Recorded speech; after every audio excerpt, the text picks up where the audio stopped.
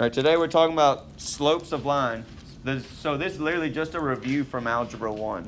Okay, it shouldn't be anything new to you today. So remember, the slope formula is either, M stands for slope. So one might want to make note of that. M stands for slope.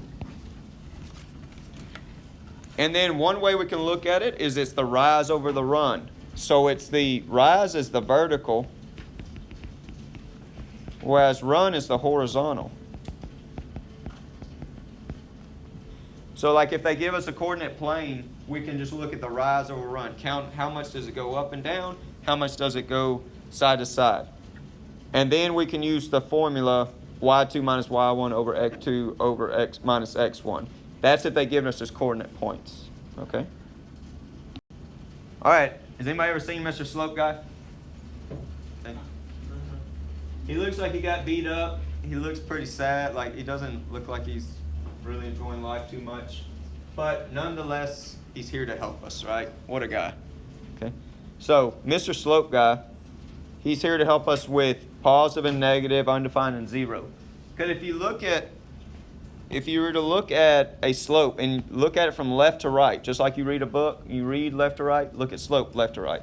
So if I go left to right, if it's going upwards, if I'm climbing the mountain, it's a positive slope. If it's going downwards from left to right, it's a negative slope.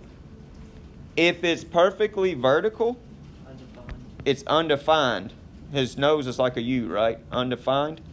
And then if it's horizontal, it's a zero slope. There's little dimples there, right? And if you want to dress them up, you can give them a mustache, maybe a beard, but he's here to help. Okay. So I'm not going to bring him up anymore, but it's just if that helps you, awesome. If it doesn't, you don't even have to mess with it. Okay? It's just for fun, or just as a tool. All right, so let's jump right into it. Finding slope. So we got to use our slope formula here because they gave us coordinate points. So Hernan, what was the top of the slope formula? What minus what?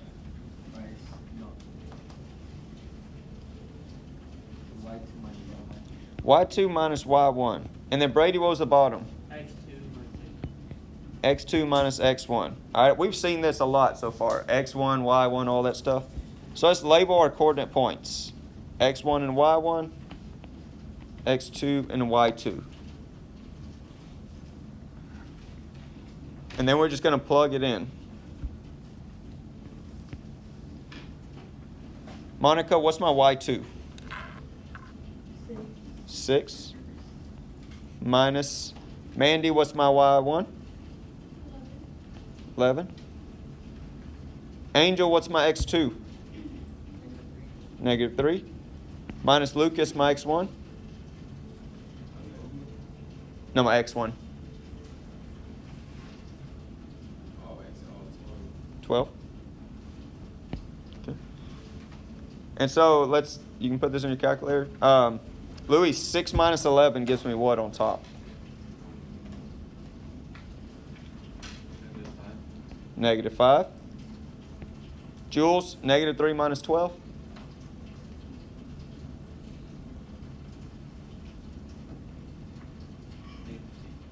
Negative 15.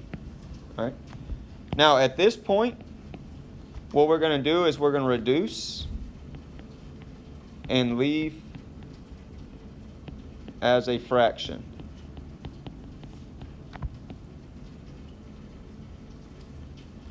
All right, slope, you typically always leave it as a fraction.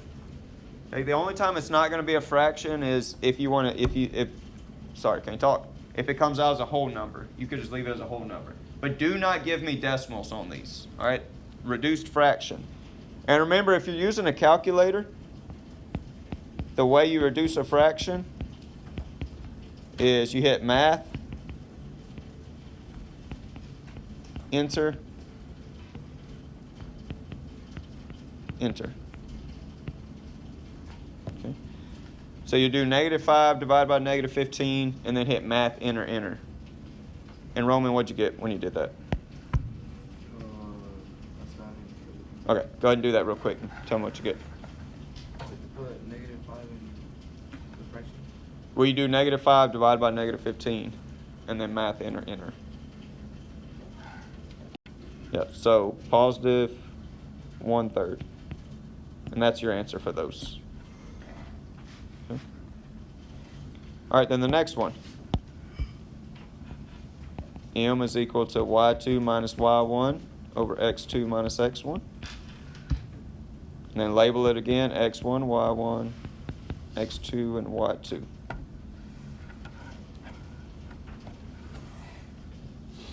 All right, let's plug this in. Mateo, what's my y2? 4. Minus Chris, what's my y1? 0. Over Angie, what's my x2? 13. Minus Paula, what's my x1? 14. Luis, 4 minus 0. Mandy, 13 minus 14. -1. And Brady, what does that reduce to?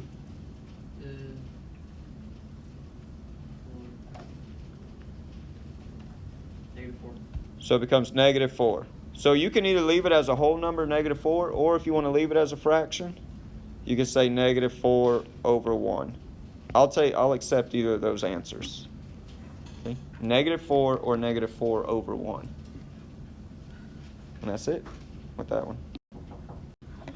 All right, so here we got zero slope and an undefined slope. The zero slope, of course, is going to be horizontal, so make sure you draw that on there. Doesn't matter where it is, it's just if it's horizontal, it's always going to be 0.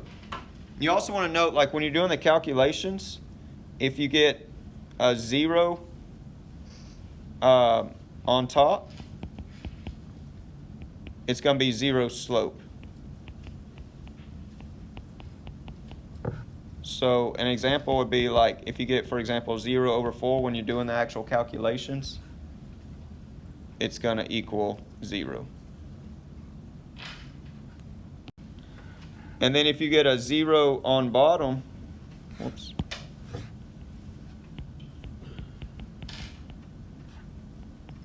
That's an undefined slope.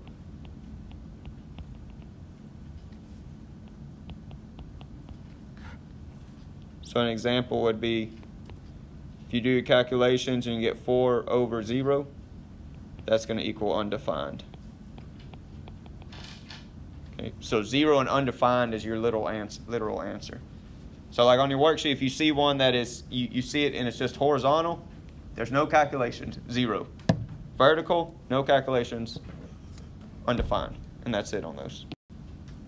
All right, let's find the slope of this one. These to me are a little easier because it's not as much math.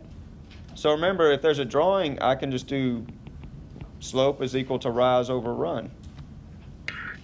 And I'm just going to count. How much did it go up or down, and how much did it go side to side? And plug it in, reduce it, and that's my answer. Oh, and I also got to check if it's a negative or positive slope. So let's go left to right. So I'm going down, and I go 1, 2, 3, 4.